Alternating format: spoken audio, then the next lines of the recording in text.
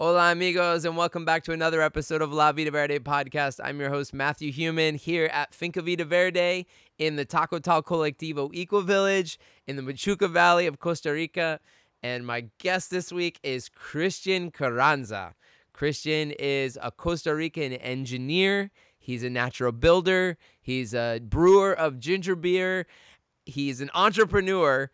And he's also a member and one of the co-founders of our Tacotal Colectivo Ecovillage.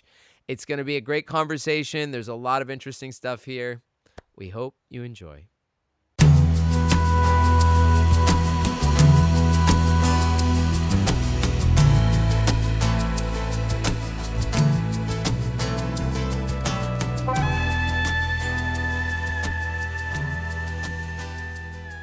This episode of La Vida Verde podcast is brought to you by Guillaume Massage Therapy, offering pain-free relief at home, a most exclusive massage experience.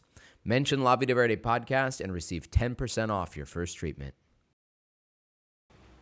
Cristian Carranza, welcome to La Vida Verde podcast. Thank you so much. Chris has been very patient. We've had a lot of starts and stops and timing, so thank you, brother, for your patience. Okay, let's start from the beginning. You're Tico. I'm Tico. I'm from Cartago. I born there, studied there in el Tec. And in el Tec? In el Tec. Tec is the university there. That is a technical university for engineers. Why did you want to go into engineering? Why? I don't know. I like it. I like the mathematics.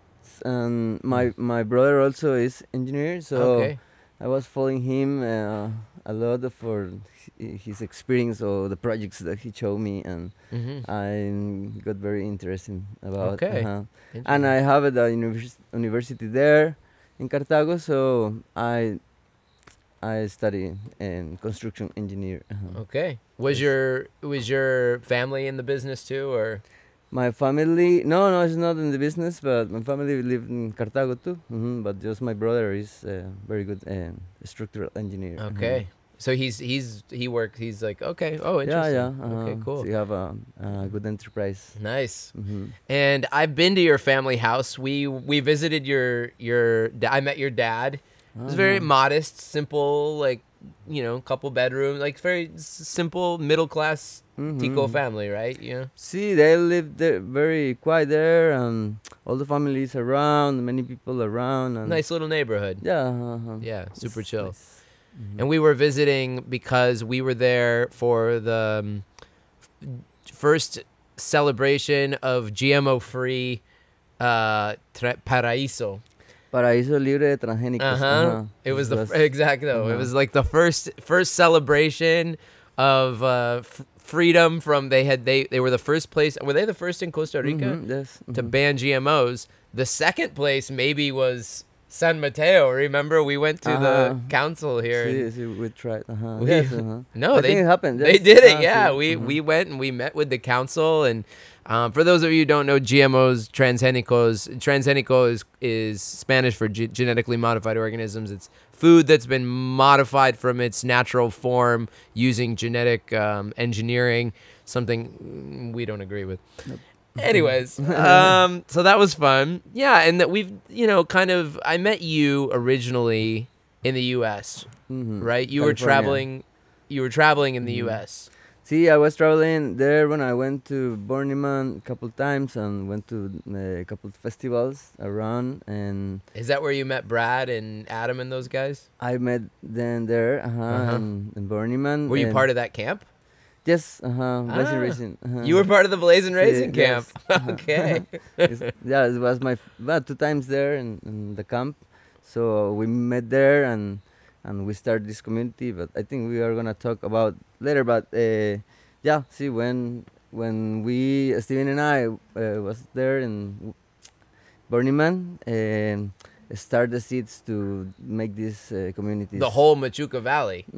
Right, which I didn't know until talking to you recently that you were so integral in that. So you were, at the time, you had some connection with Punta Mona, right? You were...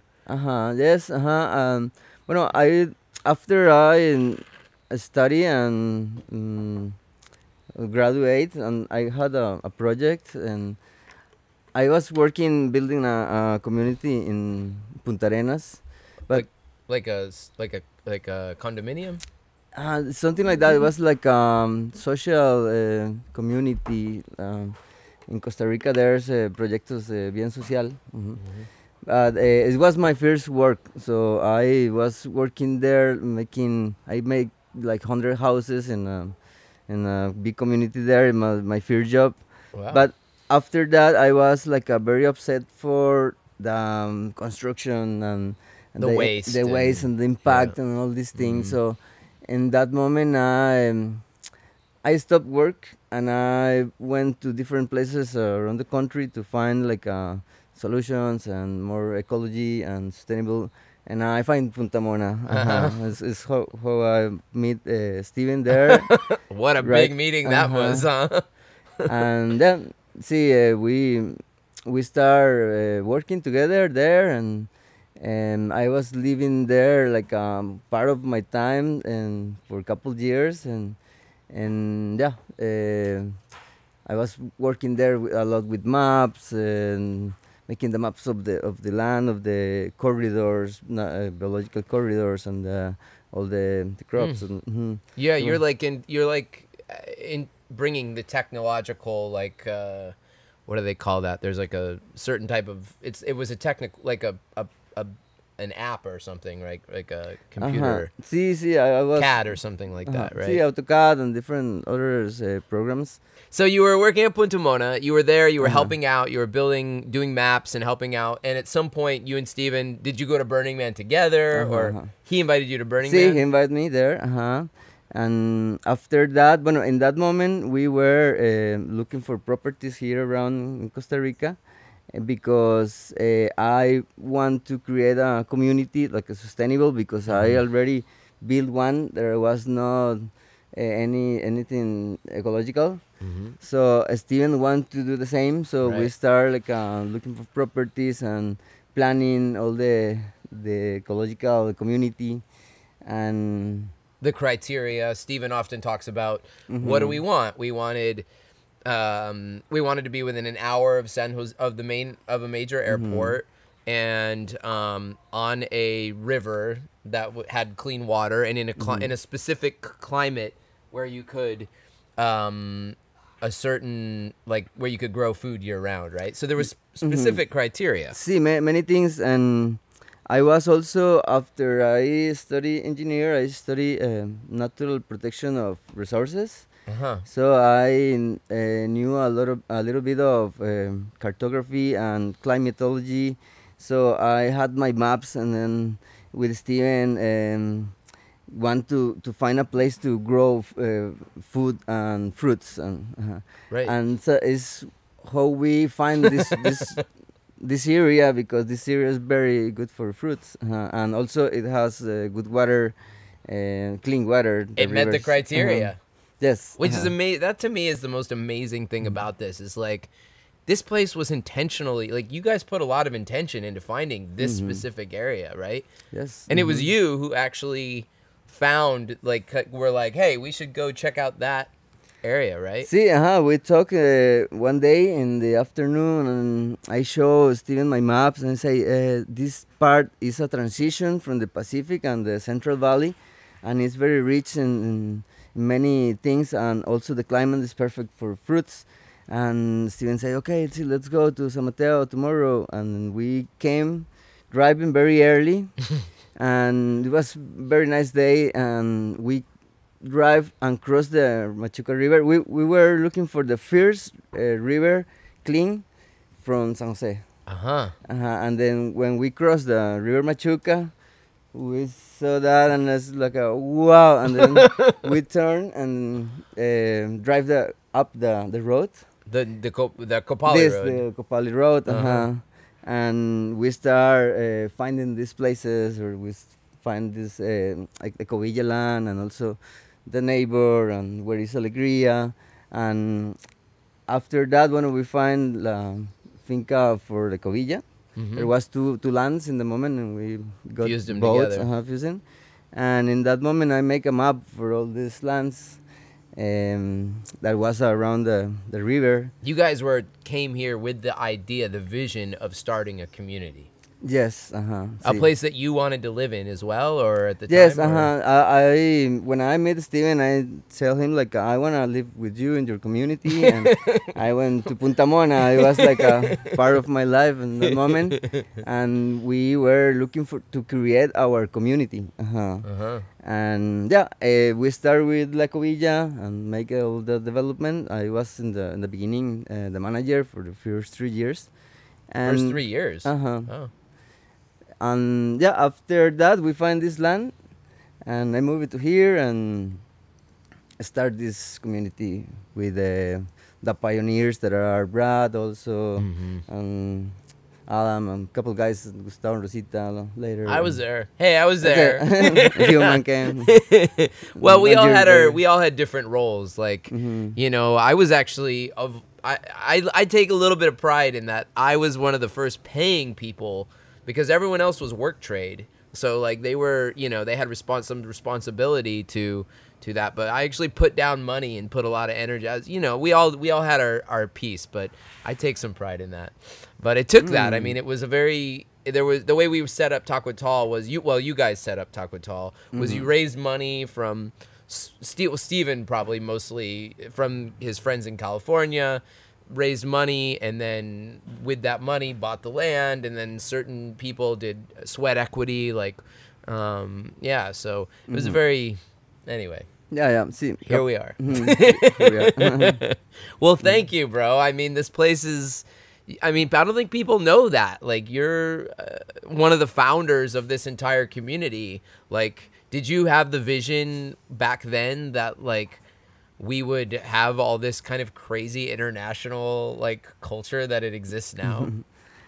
I don't know if exactly this, but I dream a lot, and I remember when we were dreaming, like, to have our own community with all the art and all the music and natural space with river and the mountain and all these things that we dream, and be together and find our neighbors and find good people and grow families. And I think everything is happening, very nice. And yeah, but things change. It was not in Ecovilla where I live now. I live in Tacotal because I prefer in that moment to have more like a forest and privacy and a different kind of projects.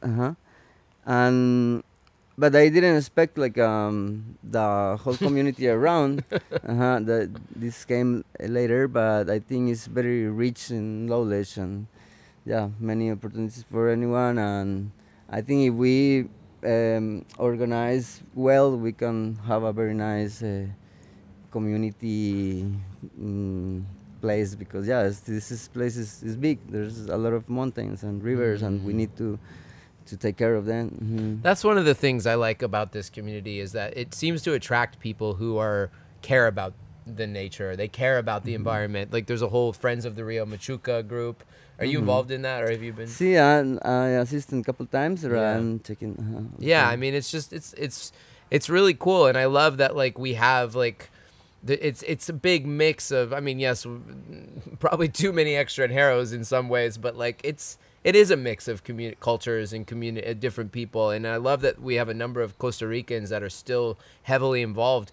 And it's funny to me that I really didn't, like, seriously think about you as how deeply you were part of the founding of, like, finding this land, and Steven mentioned it on the podcast, but yeah, people often, you know, Marcelo and Steven are often given the credit, but yeah, you deserve a lot of credit. See, thanks for having the vision, Chris. I know it's part of my dream, and it's not just my dream, it's a collective dream, and it's true. So now it's growing and growing, but I know I have the vision, and I put the seed from the beginning. Yeah.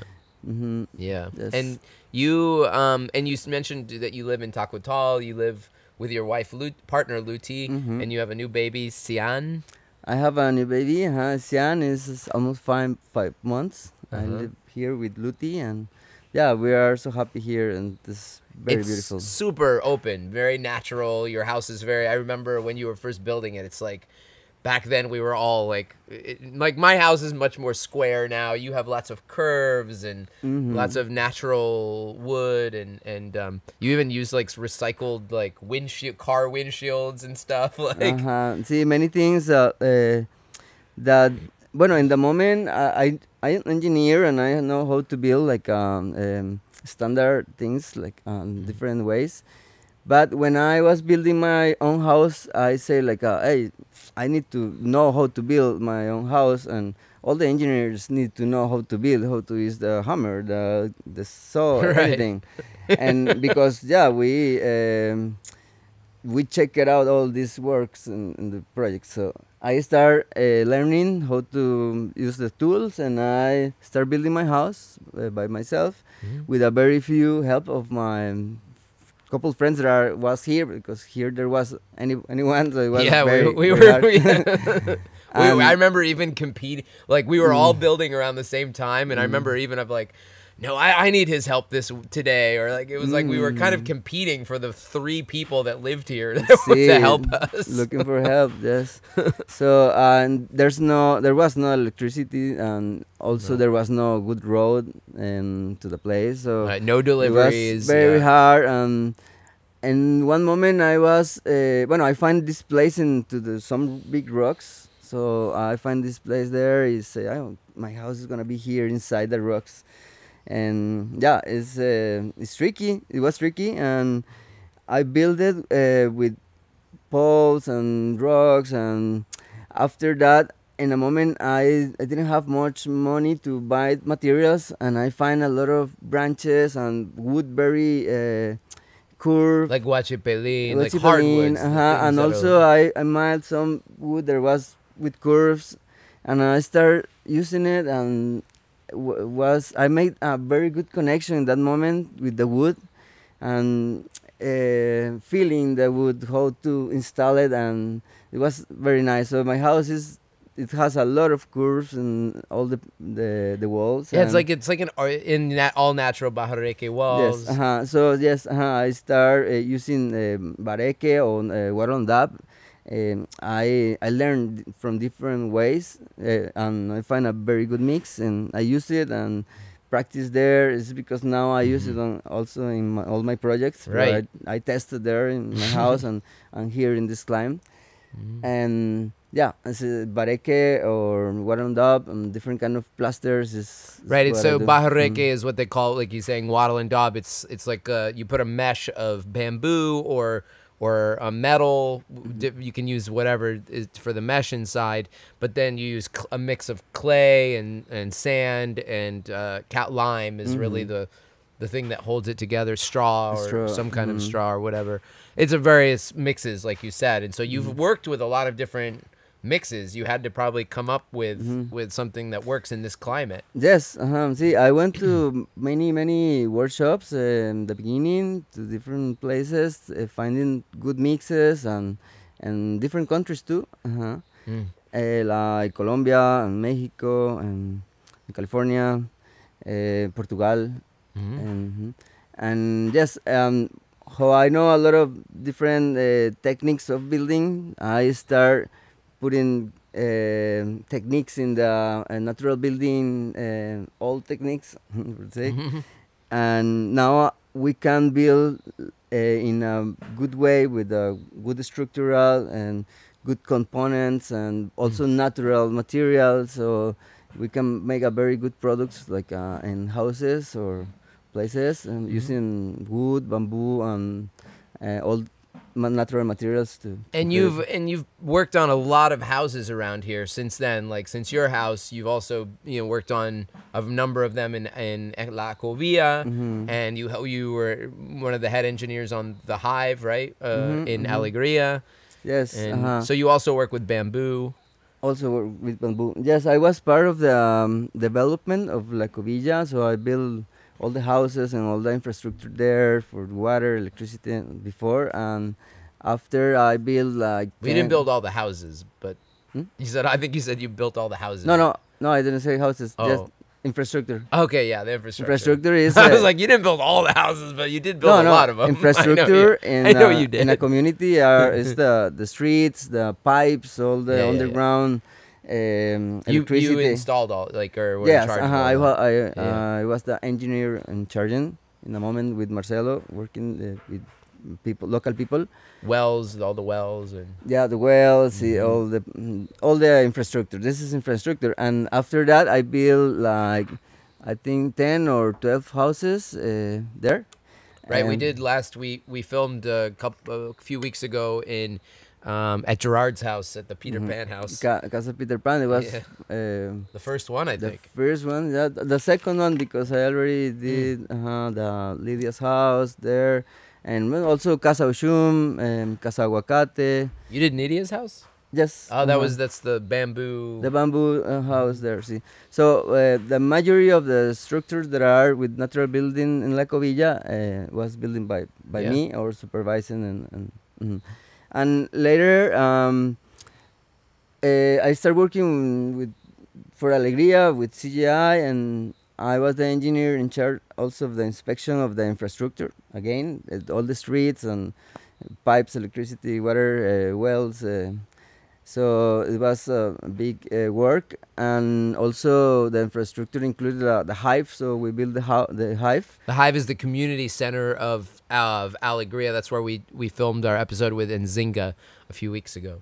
And this was very interesting because in the beginning they make a design also with bamboo, but different, and I modulate with bamboo and make some models. And we create a structure that we can build in the floor and then just install it. And we use all the workers and engineers from CGI, but the labor from the local people that was working with us, and we instruct them, and we assemble all the pieces and put it together. With very low experience of the labor. Right, this is a big thing with natural building, particularly with bamboo, is having a trained workforce. And Costa Rica doesn't have a very, hasn't traditionally had like a bamboo culture. It's still growing here. But you're so you had to educate them, teach them how to. Yes, we teach them and we build it. And I work in that way many times because we don't have many people that have that knowledge everywhere. So I instruct people to in bamboo and clay or whatever natural materials.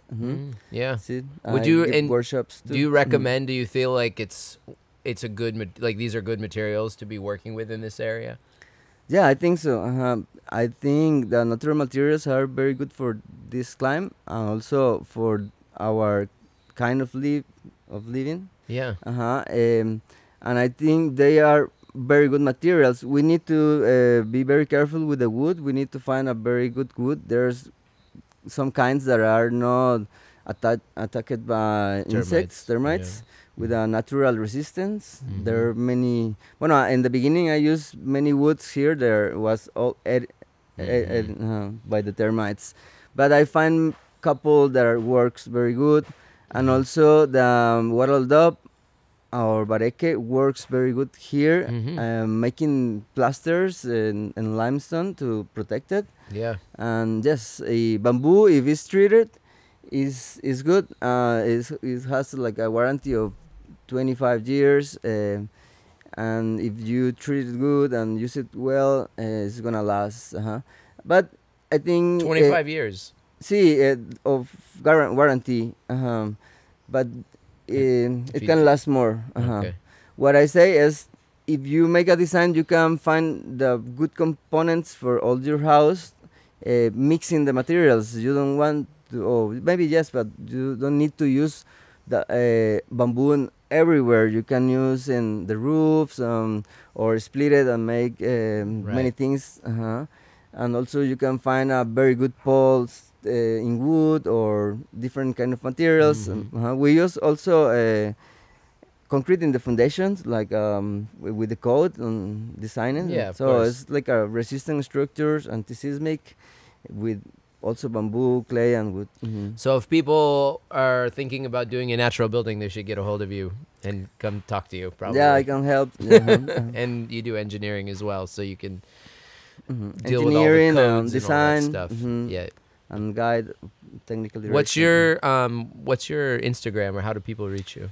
My Instagram is Criseiba, Criseiba, and CRICEIBA. CEIBA, right? Okay, yes. Criseiba. We'll put it on. We'll put it on the. But also, Bioselvas CR is my site where is the all the projects. Okay. Sí. Bioselvas CR. Okay. Cool. Well, let's keep going because there's more to talk about.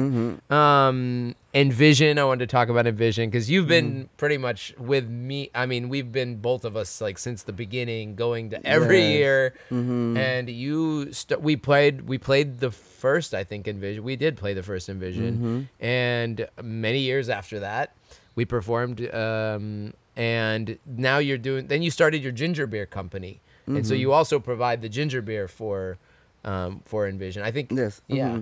So. Envision. Well, this was part of my life too. Like I went to all the Envisions. I know you're wearing Envision glasses. I see. Now, like, I'm wearing an Envision shirt. Obviously, it had an impact on our lives. Yeah, totally. And I remember also the dreams from before the Envision that. Yeah, the first Envision, we played, Human make a band. Tacotalians. And I was playing percussion that moment, so we played there, and we played in a couple different places too. And your partner had just had a baby. You had a 1-year-old, or not even 1-year-old baby. No, Ilan has 3 months there in Envision. So yeah, and this was playing with him. And Rosa had the baby. Rosa had her Inti, and so both of the moms. I think somebody had to like stay off stage. We hired somebody to like take care of the babies while all the parents were up on stage. Yeah, but I didn't remember all in the stage. See. Yeah. All the. Holding the babies on the stage. All the babies on the stage. I remember. Oh, that's sweet. It was hot. I remember it was like. See, was the sunset? Sunset on the beach. Oh man, that was brutal. On Sunday too, we'd all been like partying for days. Well, you had the baby too. Yeah, so. Not much. I'd been partying for days. Yes. And after that, we play. I think I played like 2 more years with you there. And after that. I started making ginger beer for Envision for the Elixir Bar. We set up the Elixir Bar for the first time with Sarah, and I started making ginger beer because I knew how. I learned how to brew it. I tried in California, and there was no ginger beer in Costa Rica, so I started making here. I started making. Other fermentations with a lot of fruits that we find here in these lands. Right, you started it here, really, in Tacotal, right? You were living here, and ginger, we even grew on the land here. Yes, see, so here I start getting the ginger from the ground, taking lemons, making ginger beer, and was something for me, and start with Envision, and it was very successful. For 1 year, 2 years, 3, 4, 5 years, many years, and then in the 3 year, I say I need to do this formally because it's very good, and I start making the company. And the company is Ginger Elixirs. Ginger Elixirs, Roots and Culture. Roots and Culture, and it's available in most of Costa Rica now. It's all over the place.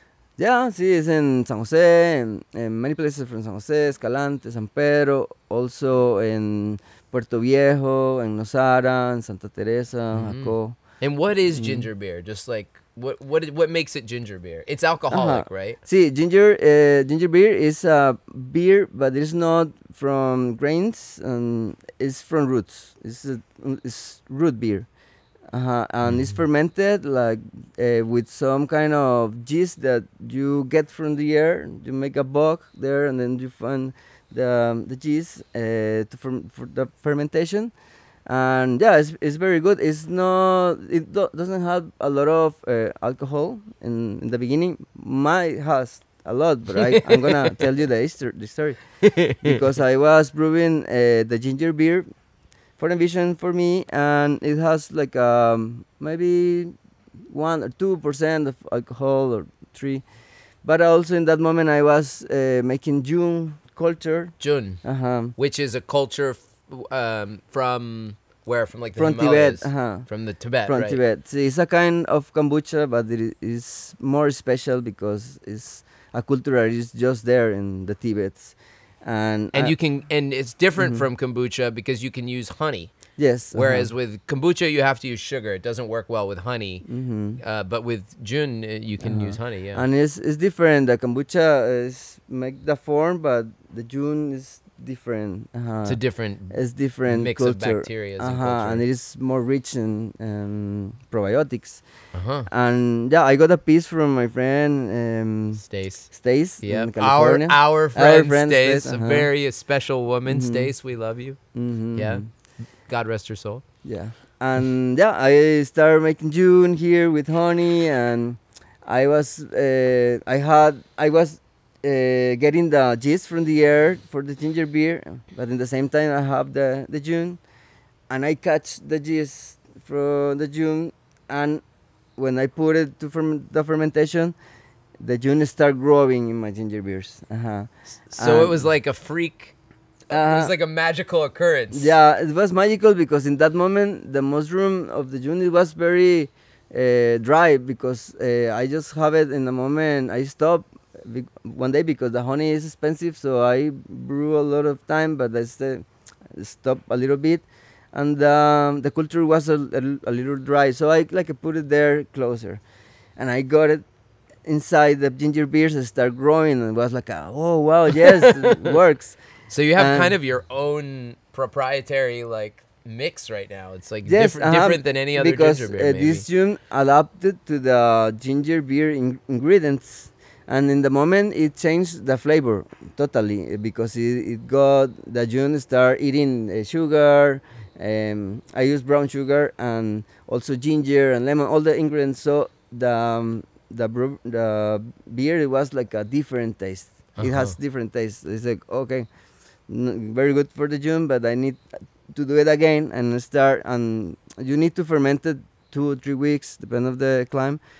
So I start making the test, a little bit of this in this month, a little of this, trying, and then like Eduardo helped me with this, I remember.